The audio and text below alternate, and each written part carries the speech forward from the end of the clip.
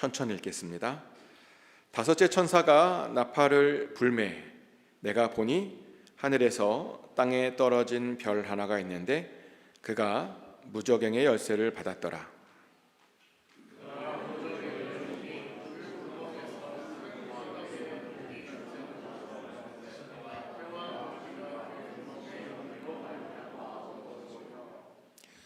또 황충이 연기 가운데로부터 땅 위에 나오매 그들이 땅에 있는 정갈의 권세와 같은 권사를 받았더라.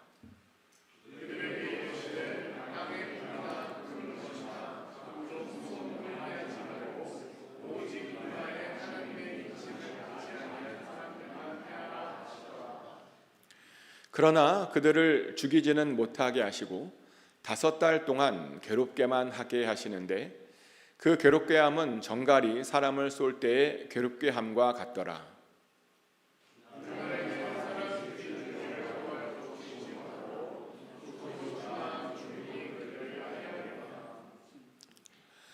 황충들의 모양은 전쟁을 위하여 준비한 말들 같고 그 머리에 금 같은 관 비슷한 것을 썼으며 그 얼굴은 사람의 얼굴 같고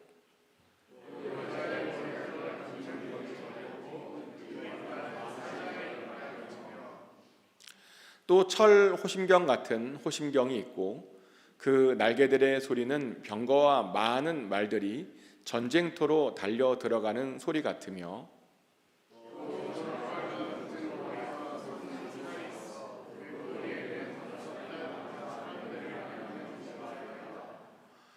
그들에게 왕이 있으니 무저갱의 사자라. 히브리어로는 그 이름이 아바돈이요 헬라어로는 그 이름이 아볼루원이더라.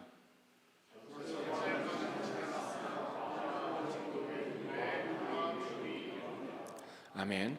Please be seated. 하나님의 평안이 이 시간 여러분 심령 가운데 함께 하시기를 예수 그리스도 이름으로 축복합니다.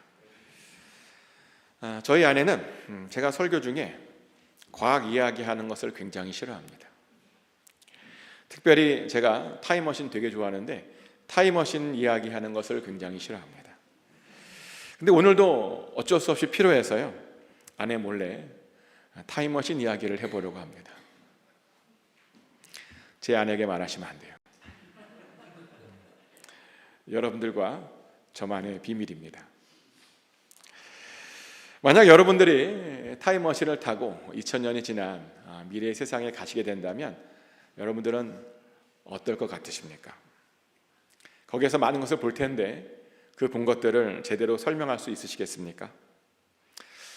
제가 장담하건대 아무도 우리는 제대로 설명할 수 없을 겁니다.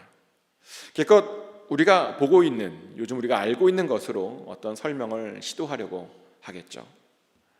막 예를 들어서 저절로 나는 자동차나 비행기가 내가 본 것 같다 그런 말을 하든지 또는 모든 사람들 안에 전화기가 있는 것 같다라고 그런 식으로 하든지 그렇게 우리는 우리가 알고 있는 어떤 단어로 그 세상을 설명하려고 아마 시도할 겁니다.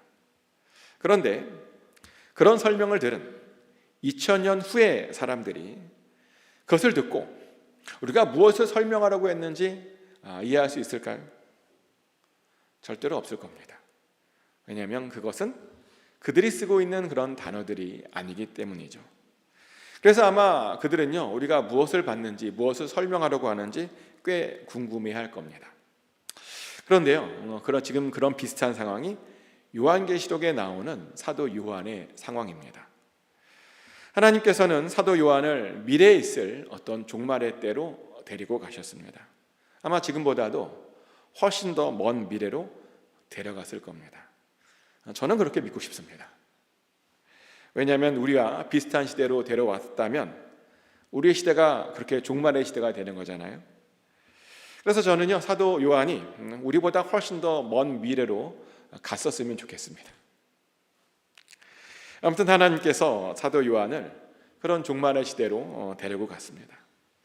그러다 보니 그의 묘사가 좀 어딘가 좀 이상하고 부자연스럽고 많이 좀 그럽니다.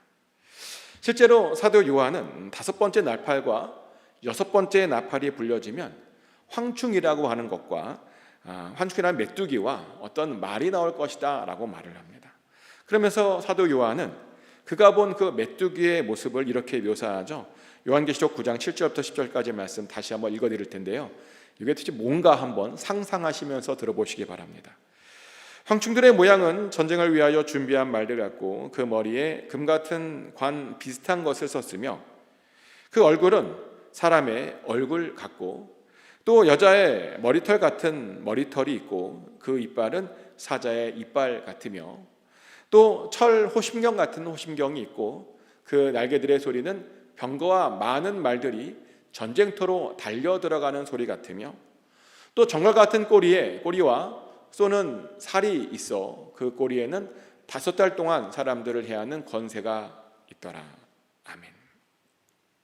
보면 메뚜기인데 그 메뚜기의 머리에 금관이 있다라고 말을 합니다. 게다가 그 메뚜기의 얼굴은요, 사람의 얼굴처럼 생겼대요.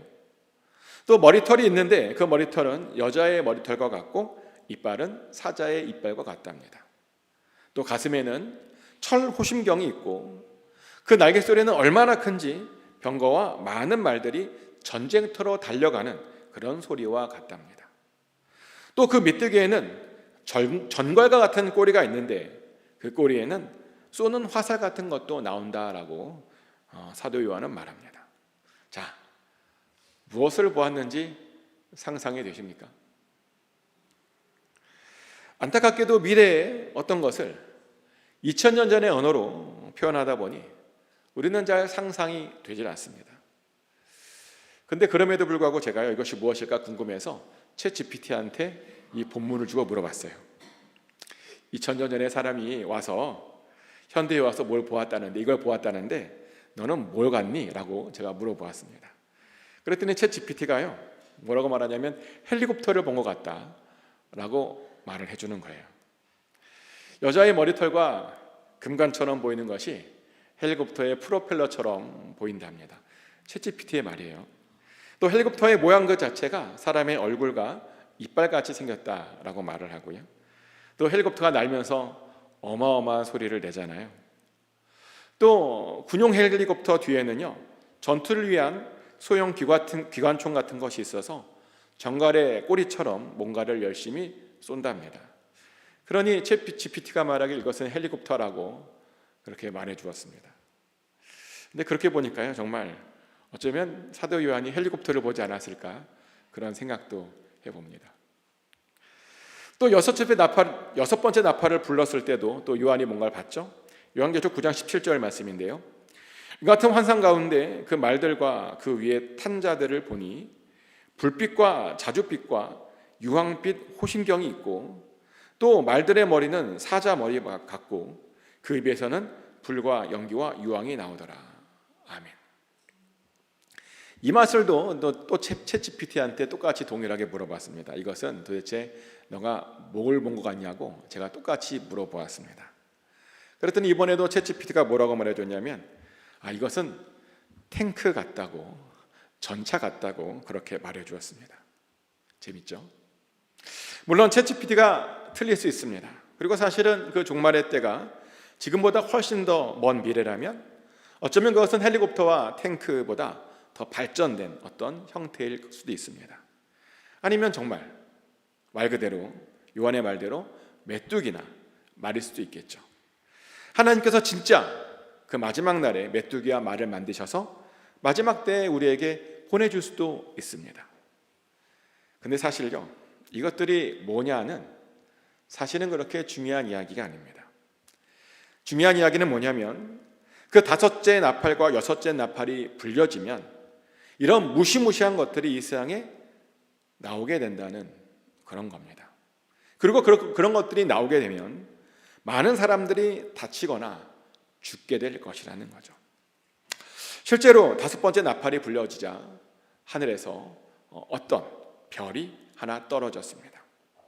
근데 이 별은 단순한 별이 아니라고 말합니다. 무려 무저갱의 열쇠를 가지고 무저갱을 여는 그런 별이랍니다. 그리고 그렇게 무저갱의 문이 열리면 그 무저갱 구멍으로 그 메뚜기가 올라온다는 거죠. 근데 그 메뚜기는 그냥 메뚜기가 아니라 사람을 괴롭히라고 하는 명령을 받은 메뚜기랍니다. 그래서 이 메뚜기는 사람들은 죽이지 않고 5달 동안만 사람들을 괴롭히게 한다는 겁니다. 그러다 보니 많은 사람들이 죽고 싶어도 죽지를 못한답니다. 너무 고통스러워서 죽고 싶은데 어떻게 죽을 수가 없답니다. 얼마나 끔찍할까요? 또 얼마나 고통스러울까요? 근데 그나마 다행인 것이 하나 있는데요. 이 환난에서 하나님의 백성들은 이 고통에서 전부 다 면제받았다는 것입니다. 실제로 이 메뚜기들이 누구만 괴롭히겠다라고 말하냐면 하나님의 은혜를 받지 않은 사람들만 괴롭힌다고 말합니다. 요한계시록 9장 4절 말씀이죠. 그들에게 이르시되 땅의 풀이나 푸른 것이나 각종 수목은 해하지 말고 오직 이마에 하나님의 인침을 받지 아니한 사람들만 해하라 하시더라. 아멘. 그 무적행에서 나온 메뚜기가요, 하나님의 인이 없는 사람들, 다시 말하면 하나님을 믿지 않는 사람들만 찾아가서 괴롭히게 될 것이라고 말합니다. 사실 그래서요, 우리들은 그 마지막 때가 오더라도, 그런 환난이 오더라도 전혀 걱정하지 않아도 됩니다. 물론 그런 환난이 오니까 무섭겠죠. 그리고 우리는 안타까울 겁니다. 주변 사람들이 예수님을 믿지 않는다라고 하는 그 이유만으로 고통당하는 것을 보는 것만으로도 우리는 굉장히 마음이 무겁고 어려울 겁니다. 근데 그러면서 사실 우리는요, 더욱더 하나님을 경외하게 될 것입니다. 사실 출애굽 때에도 이런 일이 있었죠. 출애굽 당시 이스라엘은 아주 특별한 경험을 하게 되죠. 모세에 의해서 애굽 전역에 무려 10가지 재앙이 임하게 됩니다. 그런데요, 그 10가지 재앙이요, 전부 애굽 사람들에게만 임했습니다. 이스라엘 사람들에게는 그 어떤 재앙도 임하지 않았습니다. 그래서 그들은 그런 경험들을 통해서 더욱더 하나님을 경외하게 되었습니다. 그래서 그런 경외한 마음으로 그 험한 광야를 정말 모세와 하나님만 믿고 그들이 그렇게 담대하게 출발할 수 있었던 겁니다. 그런데요, 보니까요, 그 마지막 때에도 또 한 번 그런 비슷한 일이 일어날 것이라고 말합니다. 재앙이 있겠지만 그 모든 재앙들이 우리들은 다 피해갈 것이라는 거죠. 하나님께서요, 그렇게 그 모든 재앙들을 철저하게 통제하실 것이랍니다. 그래서 제가 전에도 말씀드렸지만 우리들은요, 그 마지막 때를 사실은 전혀 두려워하거나 걱정할 필요가 없습니다. 모든 재앙들은 하나님께서 통제하십니다. 아멘.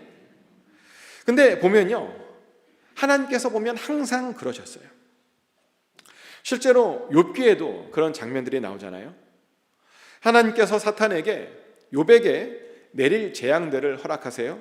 그런데 그냥 막 아무런 조건 없이, 어떤 제한 없이 그냥 허락하지 않으십니다. 보니까 그 재앙들에요, 다 어떤 조건이 있었습니다. 처음에는 욥의 몸은 건드리지 말아라 라고 하는 조건을 거셨고요. 그리고 두 번째 재앙 때도 욥의 생명은 절대로 건드리지 말라라고 하는 그런 조건을 거셨습니다. 그 덕분에 욥은 그런 재앙에도 불구하고 생명에는 어떠한 지장도 받지 않을 수 있었습니다. 그리고 그러다 보니 그 모든 고난들이 다 지나가고 그렇게 다시 일어날 수 있게 되었던 겁니다. 이렇게 모든 재앙들은 하나님께서 컨트롤하십니다. 그래서 우리들은 어떠한 일이 있어도 전혀 두려워할 필요가 없습니다. 사실 오히려 우리들은요, 그런 재앙들이 있잖아요. 그러면 우리는 기대를 해야 되는 겁니다.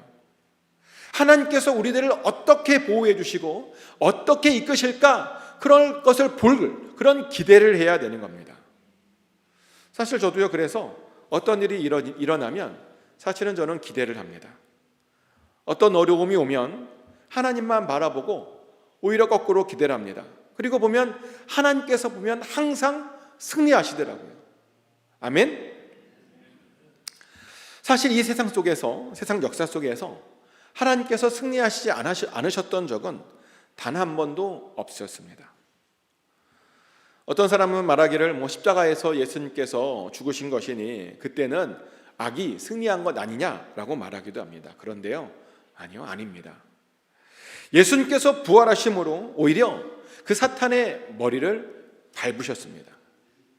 예수님께서 부활하심으로 오히려 이 세상에서 예수님께서 하나님의 아들 되심이 그렇게 더 크게 선포될 수 있었습니다. 이렇게 악은요, 한 번도 승리해 본 적이 없습니다. 항상 하나님께서 승리하셨습니다. 그리고 그것은 마지막 때까지도 그렇게 될 겁니다. 그래서 우리는 어떠한 재앙이 오더라도 하나님만 바라보고 버티면 됩니다. 어떠한 어려움이 오더라도 오직 하나님만 바라보고 버티면 됩니다. 다윗이 보니까 이걸 잘했어요. 다윗은 자신을 죽이려고 하는 그 사울 왕을요, 보니까 전혀 두려워하지 않아요. 왜냐하면 다윗은 그 모든 것들을 하나님께서 통치하고 계신다라고 하는 것을 그 누구보다도 잘 알고 있었기 때문이죠. 실제로 다윗이 이렇게 하나님을 찬양합니다. 역대상 16장 31절부터 33절까지의 말씀입니다. 하늘은 기뻐하고 땅은 즐거워하며 모든 나라 중에서는 이르기를 여호와께서 통치하신다 할지로다. 바다와 거기 충만한 것이 외치며 밭과 그 가운데 모든 것은 즐거워할지로다. 그리할 때 숲속의 나무들이 여호와 앞에서 즐거이 노래하리니 주께서 땅을 심판하러 오실 것임이로다. 아멘. 방금 읽어드렸던 말씀은 다윗이 이제 언약궤를 자신의 성으로 모시면서 불렀던 그런 하나님에 대한 찬양입니다. 근데 이 찬양을 보면 다윗이 아주 분명하게 고백을 합니다. 이 세상은 하나님께서 통치하신다라고 고백합니다. 하나님께서 반드시 이 세상을 심판하러 다시 오신다라고 고백을 합니다. 보니까 다윗에게는요, 이런 믿음이 있었습니다. 그러다 보니 그렇게 그 악한 사울 왕에 대한 심판도 자신이 하지 않고 하나님께 모두 맡겨드릴 수 있었던 겁니다. 그래서 사실 우리들도 이렇게 살아야 됩니다. 어떠한 재난과 어떠한 어려움이 찾아올지라도 오직 하나님만 바라보고 견뎌내야 됩니다. 심지어요, 마지막 때에 오는 그런 재앙들도 하나님만 바라보고 우리가 견디고 또 견딜 수 있습니다.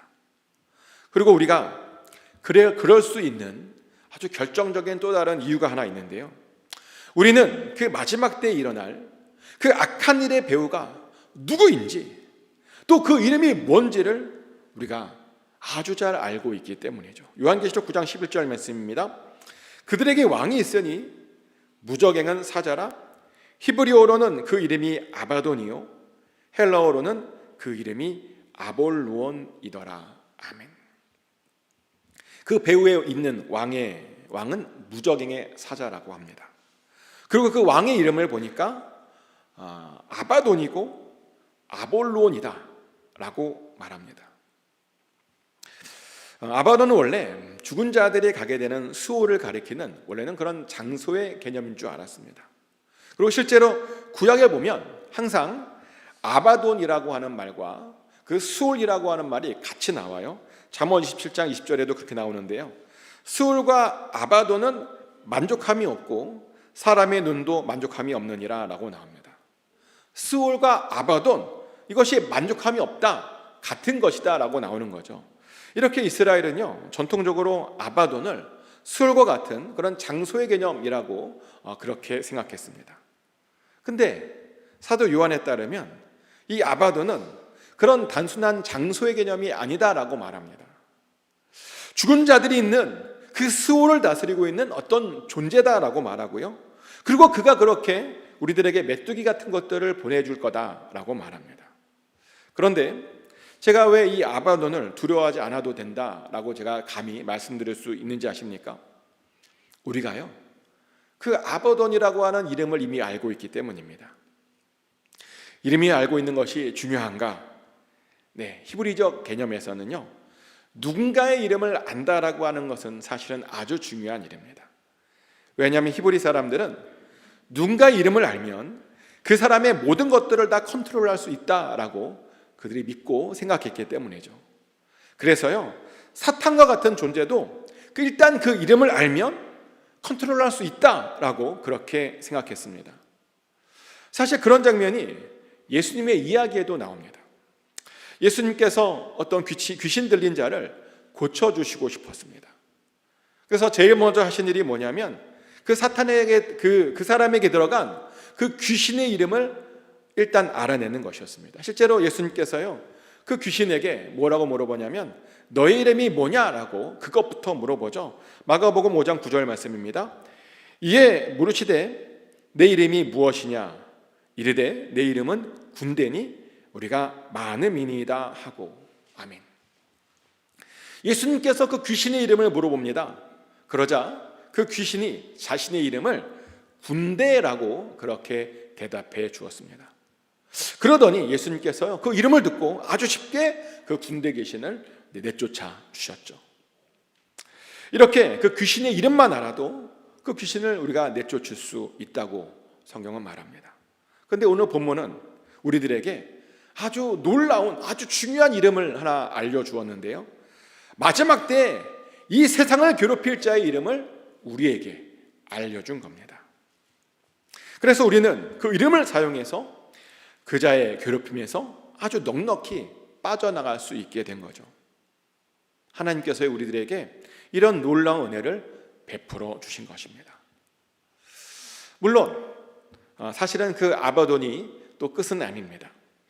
이 아바돈 이후에도 아직도 2개나 더 화가, 더 나쁜 일이 남았다고 성경은 말합니다. 실제로 곧 6번째 나팔이 불리더니 그 유브라데 강에 4명의 천사가 풀렸다라고 또 이렇게 말을 하죠. 요한계시록 9장 14절부터 15절까지의 말씀인데요, 나팔 가진 6째 천사에게 말하기를 큰 강 유브라데에 결박한 4 천사를 놓아주라 하매 4 천사가 놓였으니 그들은 그 년, 월, 일시에 이르러 사람 3분의 1을 죽이기로 준비된 자들이더라. 아멘.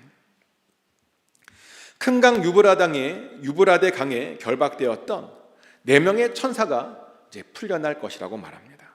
그리고 그 천사들은 어떤 천사냐면 어떤 특정한 시간에 사람들의 3분의 1을 죽이기로 준비된 자들이다라고 말합니다. 자, 그러면 이 4명의 천사는 또 무엇을 상징하는 것일까요? 찾아보니까요, 이 4명에 대한 천사에 대한 이야기가 또 굉장히 많아요. 어떤 사람들은 이 4명의 천사가 창세기에 나오는 타락한 천사들이다 라고 말하기도 하고요, 또 어떤 사람들은 그냥 하나님의 심판 때에 그때를 위해서 준비된 어떤 4명의 천사들이다 라고 말하기도 합니다. 그런데 우리는요, 여기에서 그들이 유브라데 강에 결박되어 있었다라고 하는 사실을 우리가 주목해야 됩니다. 왜냐하면 그 말은 이 4명의 천사들이 유브라데 강과 관련되어 있었다라는 그런 말이기 때문이죠. 유브라데 강에 관련되어 있는 4개. 역사를 보면 유브라데 강과 관련되어 있는 이 4개는 4개의 제국밖에 없습니다. 아수르, 바빌론, 메데, 페르시아, 이렇게 4개의 제국이 유브라데 강과 관련이 있습니다. 그리고 그들은 모두 어떤 사람들이었냐면 이스라엘을 멸망시키고 이스라엘을 괴롭혔던 그런 나라들이었습니다. 그래서 학자들은 이 4명의 천사가 이 4개의 나라와 관련되어 있을 것이다 라고 말합니다. 근데 그렇다고 이 4개의 나라들이 이 4개의 천사들을 말하는 거냐? 그거는 아니고요. 사실 여기에 나오는 그 4명의 천사들은 그 4개의 나라가 이스라엘을 똑같이 괴롭혔듯이 그들도 동일하게 하나님의 백성들을 괴롭히려고 시도하게 될 것이다 라고 하는 것을 상징하는 그런 4명의 천사들입니다. 그런데요, 그런 사람들이 6번째 나팔이 불려지면 나타날 것이랍니다.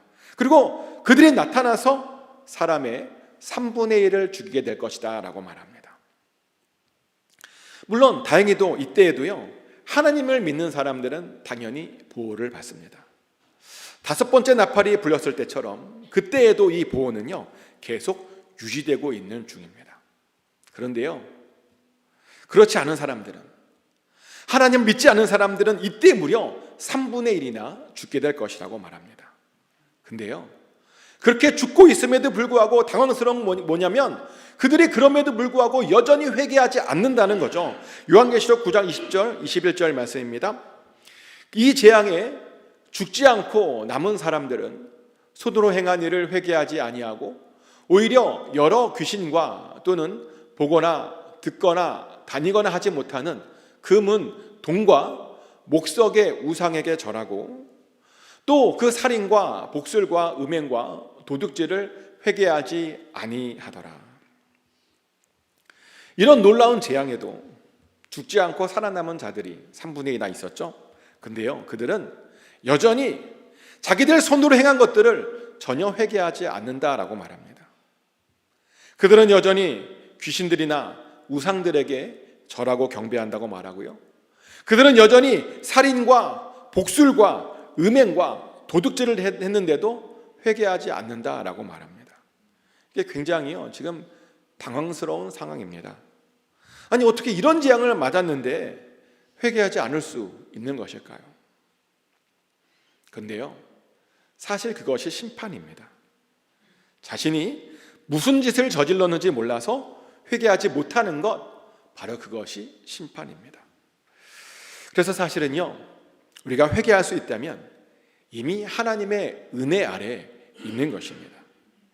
그래서 우리들은 회개할 것이 떠오르면요, 정말 감사해야 되는 겁니다. 왜냐하면요, 하나님께서 우리에게 용서해 주시려고 그 회개할 것들을 우리로 하여금 떠올리게 한 것이기 때문이죠. 그래서요, 회개할 것들이 떠오르면 그냥 회개만 하기만 하면 됩니다. 그러면 어떤 죄든지 무슨 죄든지 다 용서받을 수 있습니다.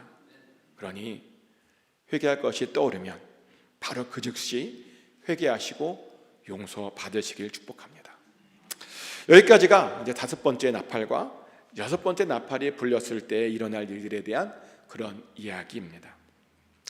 이 이야기를 들으시면서 아셨듯이 하나님께서는요, 어떻게든 당신의 백성들은 끝까지 보호해 주시고 지켜 주십니다. 그래서요, 이런 재앙들을 피하는 방법은 사실 끝까지 하나님의 백성으로 계속 남아 있는 것입니다. 그렇게만 하면 사실은 어떠한 재앙이 닥쳐와도 우리는 전혀 두려워하지 않게 됩니다. 그러니 꼭 하나님의 백성으로 끝까지, 정말 끝까지 남아 있으십시오. 근데 그러려면요, 해야 하는 일들이 있어요. 여러분이 받은 그 은혜 절대로 잊지 마십시오. 그리고 항상 회개하셔야 됩니다. 그래서 하나님의 백성으로서 합당한 삶을 살아내셔야 됩니다. 그것이요, 바로 하나님의 백성으로서 끝까지 남을 수 있는 그런 비결입니다. 축복하는 것은 꼭 그 받은 은혜에 합당한 삶을 사셔서 어떠한 재앙도, 그 마지막 때의 재앙도 다 피해 가시는 그런 삶을 살아내시길 축복합니다. 그래서 그 마지막 때에 반드시 승리하게 되시기를 예수 그리스도 이름으로 축복합니다. 이 시간 다 같이 한 목소리로 기도하길 원하는데요, 하나님께 받은 그 은혜, 그 받은 은혜에 평생 감사하며 살게 해달라고 기도하시고, 또 하나님께서 혹시 여러분 가운데 회개할 것들이 생각나게 해주시면 지금 회개하셔도 됩니다. 그래서 그 회개를 통해서 하나님의 은혜 아래 머물게 해달라고 기도하십시오. 그렇게 주의 백성으로 끝까지 남게 해달라고 기도하시면 좋겠습니다.